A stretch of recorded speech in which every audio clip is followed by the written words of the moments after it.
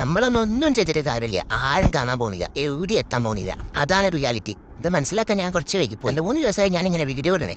First video ഒരു 1000ന്റെ മേലെ പോയി, ബാക്കിയുള്ളത് ഒരു 500ന്റെ മേലെ കൂടി പോണില്ല. അതാണ് പിന്നെ ഒരു അവസ്ഥ.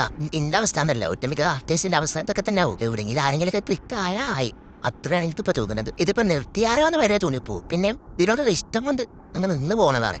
ആദ്യമൊക്കെ വിചാരിച്ചിട്ട് നമ്മൾ ആ ചെയ്തതിന്റെ ഔട്ട് വിട്ടാല് അത്യാവശ്യം റീച്ച് ഉണ്ടാവുന്ന ശരിയാ. പിന്നെ ഞാൻ ഇവിടെ ഒരു വീഡിയോ കണ്ട്, നമ്മൾ ചെയ്യുന്നതിന്റെ ഔട്ടല്ല ഇത്, നമ്മൾ മേക്ക് ചെയ്യുന്ന വീഡിയോ സ്റ്റോറി ടെല്ലിങ് അങ്ങനെയൊക്കെ ആകുമ്പോൾ അത്യാവശ്യം റീച്ച് പോകും. കഥ കേട്ടിരിക്കാനും ആൾക്കാരുണ്ടാവും, അങ്ങനെയൊക്കെയാണ്. പക്ഷെ ഇങ്ങനെ കഥ പറഞ്ഞിട്ടും ആരുമില്ല കേൾക്കാൻ, മേക്കിംഗ് വീഡിയോ ആർക്കും വേണ്ട, അങ്ങനെയൊക്കെ ആയി. ഇതിപ്പോ എന്റെ പ്രശ്നമാണോ അല്ലെങ്കിൽ കാരണം നിങ്ങളെ പ്രശ്നമാണോ, അതാണ് എനിക്ക് മനസ്സിലാവത്തെ. എന്റെ ടേസ്റ്റ് മാറാതെ സ്റ്റിൽ അവിടെ നിൽക്കണോണ്ടാണോ, അതോ നിങ്ങളെ ടേസ്റ്റ് മാറി നിങ്ങൾ അപ്ഡേറ്റഡ് ആയി അതുകൊണ്ടാണോ എന്നാണ് എനിക്ക് മനസ്സിലാവത്തെ. അതൊക്കെ എന്താ വേണ്ടി നിങ്ങളെ താല്പര്യങ്ങൾ കണ്ടോളി. എന്നാൽ അതിനനുസരിച്ച് ഇങ്ങനെയാണ് മാറ്റം വരുത്തേണ്ടതുണ്ടെങ്കിൽ ഞാനേ ചെയ്യും. അല്ലേ ഇതിപ്പോ ഇങ്ങനെ തന്നെ പോകാനാണെന്ന് പ്ലാൻ ചെയ്യുന്നുണ്ടെങ്കിൽ ഞാൻ നിർത്തണേ, അതാ നല്ലത്. എന്നാൽ എനിക്ക് മനസ്സിനൊരു സമാധാനം ഉണ്ടാവും. അപ്പൊ ഞാൻ ഇത്രയും സ്ക്രിപ്റ്റ് എഫേർട്ട് എടുത്ത് ഒരു സോളം കൊടുത്ത് വീഡിയോ എടുത്ത് എഡിറ്റ് ചെയ്തൊക്കെ ചെയ്തിട്ട് കാണാൻ ആരില്ല.